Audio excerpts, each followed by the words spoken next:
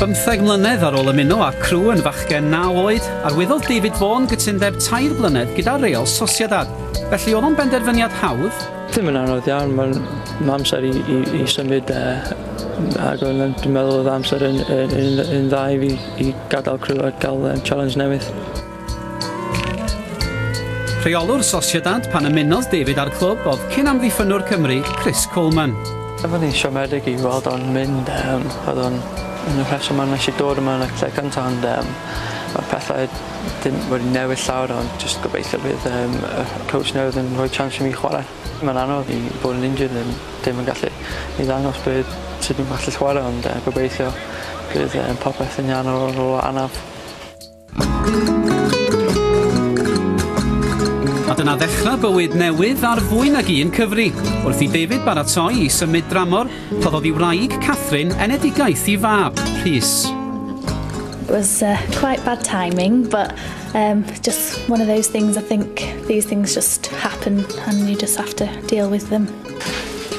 Nes i ddod i Sbaen pan oedd Rhys yn 2-3 diwrnod.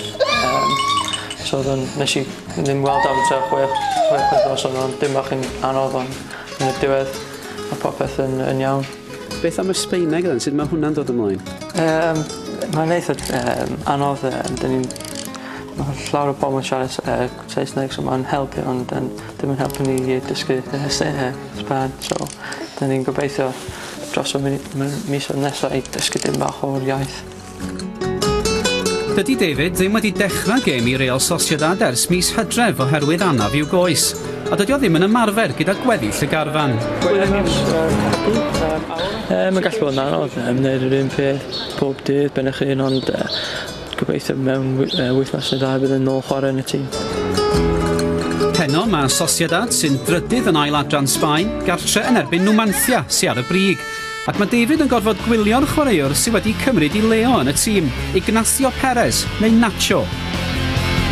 Mae cystadleuaeth yn dda i godi'ch gêm ac yn aros yn chwarae'n dda, dim bach o pwysau arnoch chi pan ydych chi'n chwarae. Sgoriodd Numancia yn hwyr i guro Real Sociedad, un o gyn-glybiau rheolwr Cymru John Tosiak. Ac mae Tosiak yn dangos diddordeb mawr yn ymdrech David i adennill i ffitrwydd. John Tosiak bod yn dda i fi dros y blynyddoedd. Mi'n siarad efo un o 2 waith mewn mis i weld sut dwi'n fynd ar y anaf a popeth fel yna. Achos ydych chi wedi dangos ers i John Tosiak ddod nôl yn rheolwr Cymru, be ydych chi'n gallu neud, dwi'n meddwl yn arbennig, ynglyn â'r gêm yn erbyn Azerbaijan? Do, nes i'n mwynhau'r gêm yn Azerbaijan. Dwi'n meddwl gêm cyntaf yn Millennium Stadium i chwarae, so oedd yn adeg dda iawn. Vaughan sy'n derbyn. Vaughan am fynd i hun! O! Mae'n heiddi gol. Mae wedi chwarae'n dda. Dwi'n eisiau chwarae gêm bob tro. Siomedig i gallu gemau trwy anaf, ond just gobeithio yn cael dim bach o run yn y tîm a gobeithio bydd hi'n gwneud yn well yn y qualifiers tro nesaf. Beth am y dyfodol? Ydych chi'n teimlo, wel, yn dyfodol byddwch chi'n hoffi mynd nôl i chwarae yn Nghymreiriau Lloegr?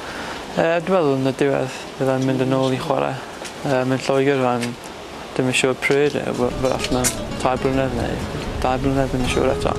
Sut mae pethau'n mynd y season yma, a gobeithio bydd ei dal yma season nesaf, neu dim yn siŵr, weld beth sy'n digwydd yn y misoedd nesaf.